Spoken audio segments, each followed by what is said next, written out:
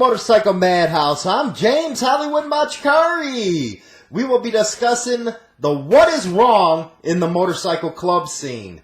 Later in the show, we have Pearl Bottom Radio. And let me tell you, these guys have it dialed in. Before we get into my monologue, I'm happy to announce my new book, The New Age Biker, a lifestyle at a crossroads. We'll be releasing that August 1st on Kindle, and on November 1st we'll be releasing the physical book. I'm not going to go into many details on it, other than there will be some shocking revelations that is sure to open many people's eyes. Some of the material in the book is a result of a 6-month-long investigation, as well as interviews conducted with a variety of people.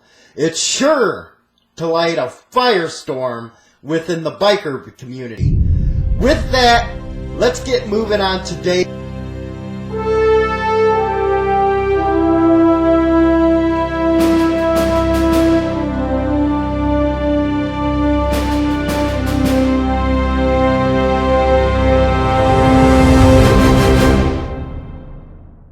To begin the monologue, I wanted to let everyone know I'm recording this on YouTube as well. For those who are watching on YouTube, it might seem I'm looking away from the camera. This is just because I'm doing two things at once.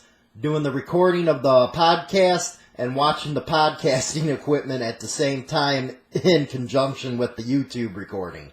So, whoever said bikers couldn't multitask is full of shit. So, with that, I was looking at the morning news post, scanning for material to share with our audience over at Insane Throttle Biker News. We have a new policy of sharing all biker-related news regardless of club affiliation. If it's in the news, Insane Throttle will share it. So, as I'm going through everything, I stop dead in my tracks. Lo and behold, I see this no-name club from Tennessee holding up what appears, not what appears, it was, to be a t-shirt of the Outlaws MC. He was holding it upside down and showing it off as if he took it off an outlaw. I actually had to do a double take because I couldn't believe what I was seeing. Well, upon closer look, I noticed right away it was one of those Chinese knockoffs you can buy off the internet. Idiotic move, to say the least. But then, I look, and I couldn't believe it even further. The Facebook page this photo was on had an attachment to it with this picture, with this idiotic statement. It read, East Tennessee is now a no-fly zone for any outlaw support or affiliate motorcycle club. If we catch you out in colors, we will no longer be diplomatic with you. All your support bosses have expressed they wanted to stay neutral. Yet every time the chance arises to stay neutral, you fail to do so. If you fail to comply with this order, good luck to you. You're gonna need it. First off, to the Norseman ass monkeys. I will not even call you idiots a motorcycle club. Are you actually that stupid and ignorant to put up some bullshit like that on social media?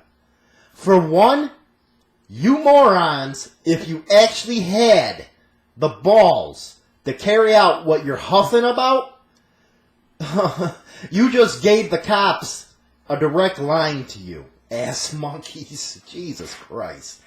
Secondly, how do you fairies think you're going to take on a club who's been around for decades?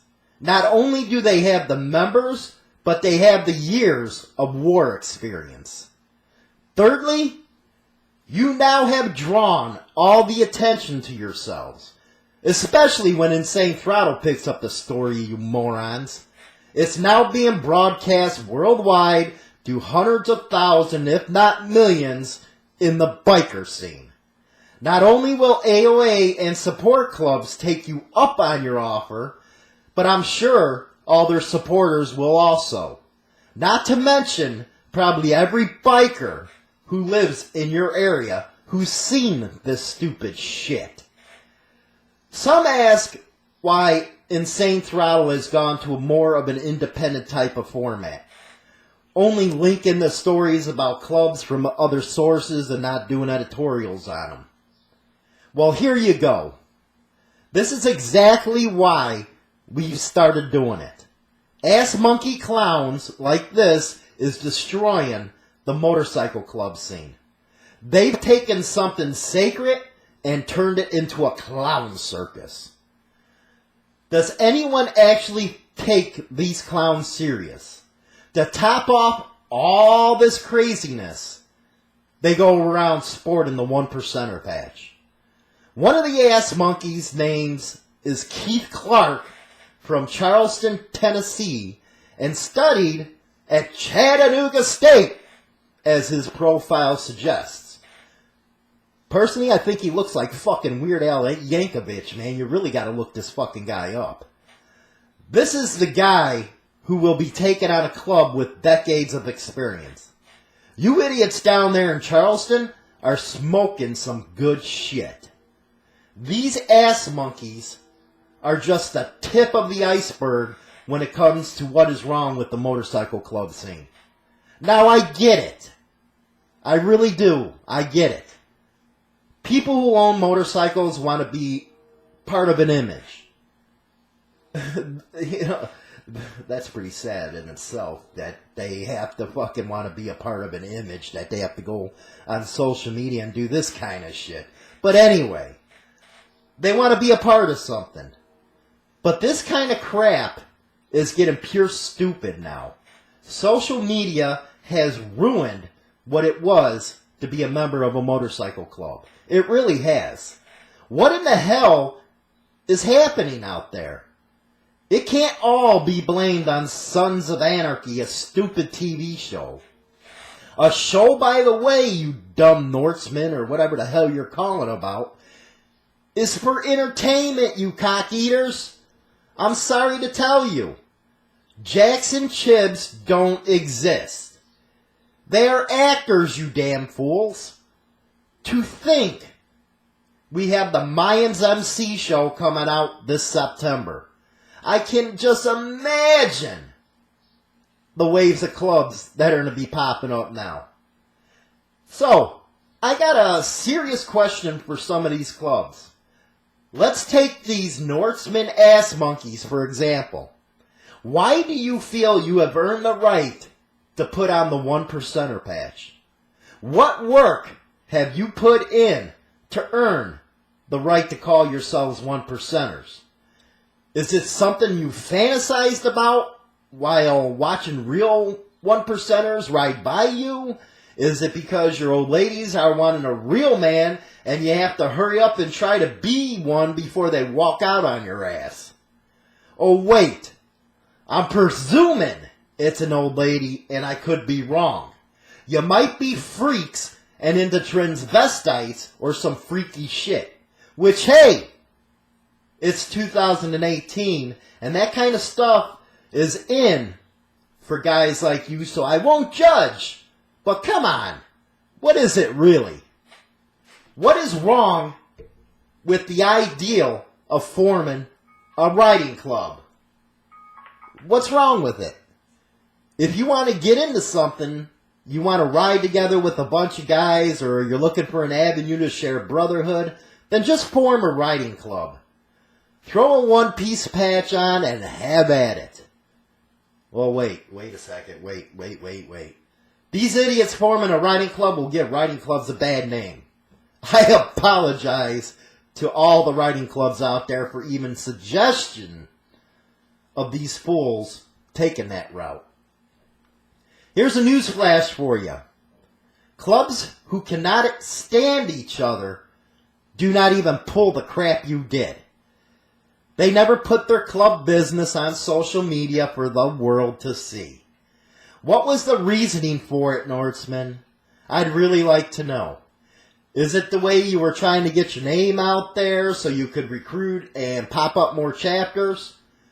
This is the only reason, the only one I could come up with as why you idiots would do something this stupid. Let me guess. Let me guess here. Come on, I got this one. You boneheads are taking a play out of Lollipop's playbook. You're going to use the internet to sell patches and establish chapters. The Norsemen are the next big internet motorcycle club, right? That's the plan, isn't it? Come on. You can tell me. I'll keep your secret. The truth of the matter, folks, this is the kind of crap the biker scene is going to have to get used to. It won't be going away anytime soon. The cat is out of the bag, and I don't see this kind of stuff coming to an end. I really don't. The only light at the tunnel, if there truly is one, clubs like this won't last more than a few years, if that. They never do. When your whole existence is based on a lie, you cannot expect something like a motorcycle club to be formed out of a lie and continue to exist. Especially ass monkey clubs like this one. I've been told they've already removed the photo and the Facebook group I guess they put in. Problem with that is the material is already out there on the net and they made themselves look like a fool. So now the Norsemen will be forever known for the bonehead move they pulled by posting a threat and a pic of a fake outlaw shirt on the internet. Great way to start off, you ass monkeys. Now, another subject I wanted to talk about, and a subject I wanted to play a little devil's advocate on. Remember now, I said devil's advocate before you start sending in all the bullshit emails attacking the positions and questions I'm about to ask. The reason I'm actually doing this is quite simple. Maybe it's time for some logical answers to these questions instead of going out there and looking like a bunch of fools when they were asked. Now, this comes up because the idiots above that I was talking about. Motorcycle club or motorcycle gang? This is actually one of the most common arguments you will find in the newspapers when there's an incident involving a motorcycle club. First, let's take the definition of each. First is the motorcycle gang. It is defined as a group of motorcycle owners who band together who agree to disobey society's laws. Furthermore, a gang being defined as a group of persons working together to unlawfully or have antisocial ends. Motorcycle club's definition is a club of motorcycle enthusiasts who get together and ride under a name or logo. So, there we have the official definitions. So, okay, what's the problem then? Well, the problem comes in when you have a club defined as a gang by either the U.S. Department of Justice or of any news organization because of an act on the part of a few of its members. The question becomes, is it fair to the club to be defined that way? Now, again, and I stress again, playing devil's advocate. Yes, it's fair in a lot of instances. when motorcycle clubs go out there fighting over territory, when they go out there killing each other, or are busted for drug operations, then yes, it's fair to call it a gang. How could anyone in their right minds actually try and put up an argument that they're not a gang? Are they not performing the same activities of well-known street gangs like MS-13 or Gangster Disciples right here in Chicago? They are fighting over territories like these gangs do. Sometimes killing happens between the clubs, and a lot of the time you will see members getting arrested in drug operations. Now, here's my personal beliefs. Again, my personal beliefs. My beliefs are only a few in the motorcycle clubs do this and thus are rogue, and the MC shouldn't be held responsible for rogue members. But this is what the public sees, and they cannot put that together because, quite frankly, they're not in the lifestyle. John Q. Public only sees the bad being put out there by Leo and the media. Well, let's take the Dildos Norsemen for the example. Let's just call them dildos, shall we? Right there on an open platform, they put out a statement saying anyone affiliated with the AOA better not enter their territory or else. Now, we all know these guys are a joke. But does an average, everyday citizen seeing a post like that on Facebook or any other social media going to think that they're a joke? No. They're going to think they are the real deal and heard the words, my fault with that, stay out or else. Automatically, they consider them a biker gang. You idiots. This example right here is why the 1%er clubs had protocols set up. They didn't want small clubs like these dildos going out there causing all kinds of shit for the club scene. Especially when it would automatically fall back on them. I see a lot of people bitching about protocol. Especially about getting blessings from the dominant. Again, it wasn't the dominant going around trying to show their dick size. They didn't want dipshits like these making the motorcycle club scene look bad in the public eye. When clubs look bad in the public eye, that's when all the police profiling comes along. That's when every time a biker is riding down the highway and some cop gets an itch to be a dick, he now has a reason to pull over the biker just because he might see a patch on them. And it might not just be a three-piece I'm talking about. They will pull your ass over if you're wearing a damn hog patch. Why? Because some dildo club like the Norsemen had to jump on Facebook and put threats up for everyone to see. I know I said this before, but damn! Who does that stupid shit?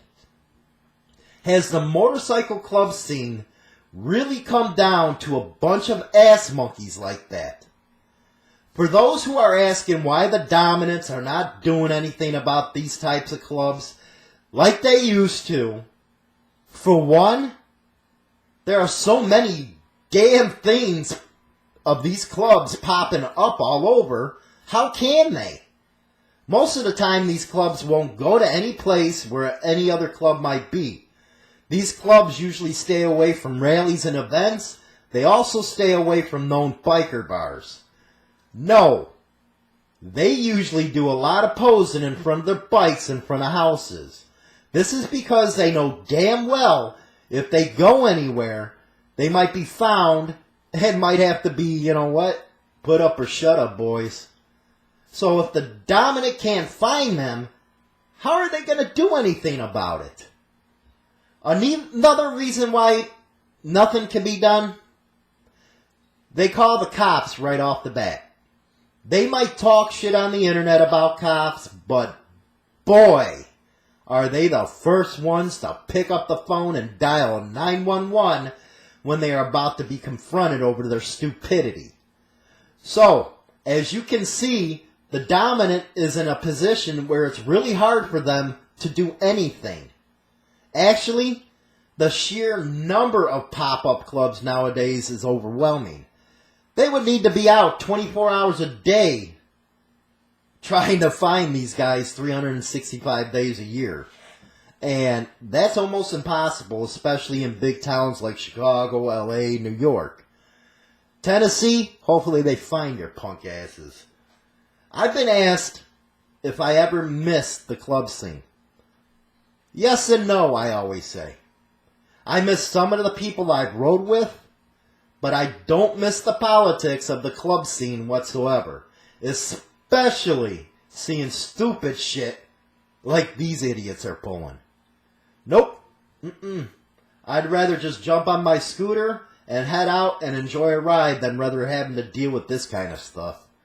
This is actually why when people ask me for advice on what they should do, should they join a club, blah, blah, blah, first thing I say is stay independent. If you don't want to do that, then just join a riding club. Something you can have fun doing while staying away from all the bullshit. As many know, I've been an outspoken supporter of one percenter clubs. Real ones, I might add, not like these dipshits, fucking Norsemen. I've been involved in support clubs, had many brothers and close friends in them. Guys, it's time to wake the hell up. Enough with all the gangster crap. Not only is the general public starting to turn on you, but other clubs are doing it as well. This is 2018. The bullshit that went on in the late 80s and the mid 90s, even into the new century, doesn't play well in the present days. If the leadership of one percenter clubs hasn't noticed, recruitment is down. Interest is no longer in supporting clubs that will bring down the heat on them. Guys who join clubs now, like these guys, the Norsemen, and I can guarantee they would do this kind of shit, they don't have the backbone or heart to stand up and take the heat and time that comes along with the bullshit that was the 80s and 90s. Clubs first is no longer in the latest generation's creed. People do not put the club first any longer. They have family and jobs that take up most of their time and priorities. Think about it. Why would anyone risk doing a hard time bit over a club beef anymore? That is now the thinking out there. It's also why rats abound in the club scene. And you know what? I can almost guarantee every one of them Norsemen would fucking rat in a heartbeat if it came down to it. Territory and all that kind of bullshit was settled decades ago, wasn't it? Yeah, the internet has brought opportunities for clubs to branch out like never before. Yes, even well-known one-percenter clubs are using it to grow into territories they might not have been possible before the internet came about. Nevertheless, let's look at this logically, especially for those who wear the state bottom rockers. Can you truly say all the fighting is worth it over the notion that your club runs a whole state? It's an outdated kind of concept if you think about it. Shit, no one club has superiority over clubs in an entire state. If it did, the club would be the only one in the state. So where is the logic of fighting and killing over the state rocker anymore? Most one-percenter clubs started with a one-piece patch. Most didn't go to three-piece until the AMA bullshit. So it is worth taking over, you know what? These Norsemen got me irritated. Is it worth taking another life over territory? I get it. because business has to be protected. Nevertheless, the start a war over another club coming to a nearby city is ludicrous. Brings nothing but heat. It does. It brings nothing but heat on the entire club. And when that happens, business suffers, and most of the time comes to a grinding halt. Because you got feds, ATF, DEA all over your ass. So again, is it worth it? Losing members to the grave or long prison terms? That wasn't what brotherhood or clubs were expected to be about. Maybe it's time to look at a different model of doing business. Or better yet, time to look to join forces with those you call enemies. One of the biggest wars between clubs was initiated off a lie. A couple dudes set up another club just to hide the murder they committed. That lie has cost hundreds of people's lives across the globe. These clubs used to drink together, hang together. Just think of the possibilities if they would combine forces again. Another war started because one club didn't want the other one to wear a straight bottom rocker. That war has been ongoing for near 50 years. And again, if those clubs sat down and worked shit out, the possibilities would be unlimited. Do I have any hope that the clubs will come together? No.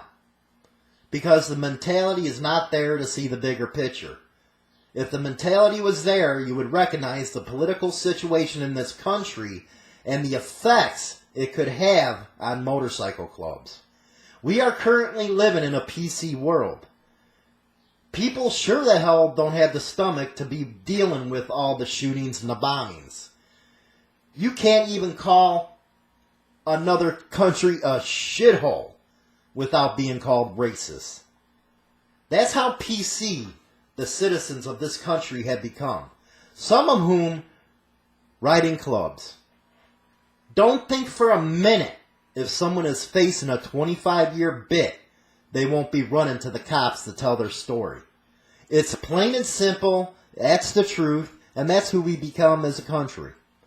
The World War II and the Vietnam era guys are slowly going into better things. They're retiring. Those days of club life are over. It's a whole different era out there. It really is. It's time for the clubs to evolve with it. If they don't evolve, then clubs won't survive. Numbers are already down with those who ride motorcycles. Numbers are down with those who support 1%er clubs. To survive long term, it's either evolve or go extinct, plain and simple. In the present year, it's 2018. Ridership is way down. Most of those who were in the Vietnam era generation are, like I said, retiring. Generation X, the generation I'm a part of, started seeing doing time for stupid shit wasn't worth it and started to ride more with independent clubs or just being independent. The 1%er diamond became a symbol that was actually, you know what, it became a symbol from the past that really didn't mean much other than bringing down the heat on you. That's the way Generation X and, you know what, the millennials look at it now. And let's face it, guys like freaking the Norsemen, they're the ones who really did kill the diamond. It's those clubs who think they can just go out there and throw it on without putting in the work that killed the whole premise of things. So, that's my monologue for today. Hope you enjoyed it. And if you're watching this video on YouTube and you want to hear the rest of the show, go to www.harleybikernews.com and we'll be right back after the break.